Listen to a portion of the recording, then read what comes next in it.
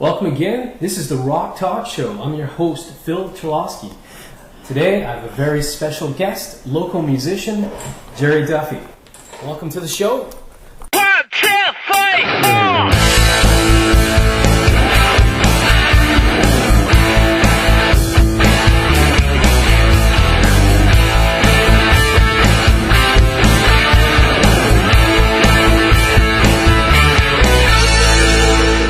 Let's take you back to the beginning. You were born in England. How did you become a musician, and how did that all begin? Well, like most people, I was born at a very early age, which, when you think about it, is true, right?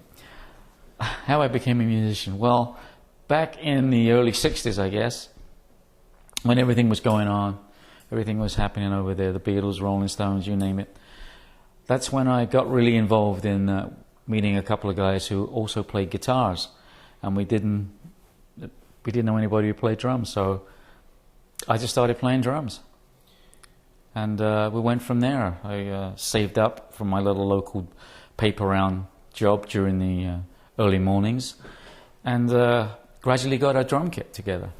And you're saying at the time, because of the explosion of the music scene, the British invasion and all that encompassed, it was hard to get instruments, it was hard to find. Yeah, apparently the years 64 through 66 was musical instruments everywhere in Britain were just flying out the stores, as you can imagine. Like, everybody wanted to become a musician. Yeah. You know, some made it, some didn't, and that's just the way it went. I mean, it was a great time for everybody over there. You said that you worked in a studio. Can you talk to us about that?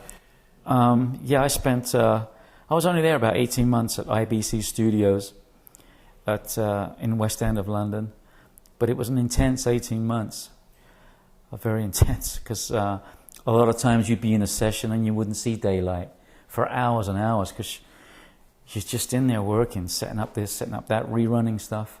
Primarily, as I said before, I was working with The Who, doing the Tommy album, and spent a lot of time with the Bee Gees, going through a lot of their material in the early days. And who else did I work with? Oh man, Rolf Harris, who was a prominent guy from Australia. I spent a day with Paul and Linda McCartney, who he was in producing a song. At the time, the band were called the Ivies, who later then became Badfinger. And they were in for just a day, just doing a song. And I happened to be working on that session, and that was really interesting. Got to meet the guy. The guy. And you were talking about The Who, how they were different personalities. Obviously, people know Pete Townsend as the mastermind, but each of them had their own solo careers and pursuits. Yeah, well, they did. At the time, Townsend was producing two other acts. One was called Ashton, Gardner and Dyke, which were a sort of powerhouse trio. And another band called Thunderclap Newman, who had a pretty big hit called Something in the Air, which was released in North America. And I'm sure if you heard it, you'd know the song. I'd sing it, but... So, quite the difference. People would know the Bee Gees as a softer, obviously went on to do disco and be a big phenomenon in that world, but the Who were a rock band. Can you tell us about the two bands being so different and working with such different... Well, the funny thing is that one day the Who would be in the same studio as the Bee Gees, but on different days, obviously, because they're so different. But on one instance, this is a story I'd heard about, that Keith Moon, being Keith Moon, did something rather outrageous one day. He pushed the mellotron, which the Bee Gees used extensively on a lot of their material. Keith Moon decided he'd push it down the lift shaft. So down it went. I wasn't there that day or when this happened, but there was quite a big fuss made about that. So I decided not to come in the next day, because I'd been in the studio for like 18 hours straight.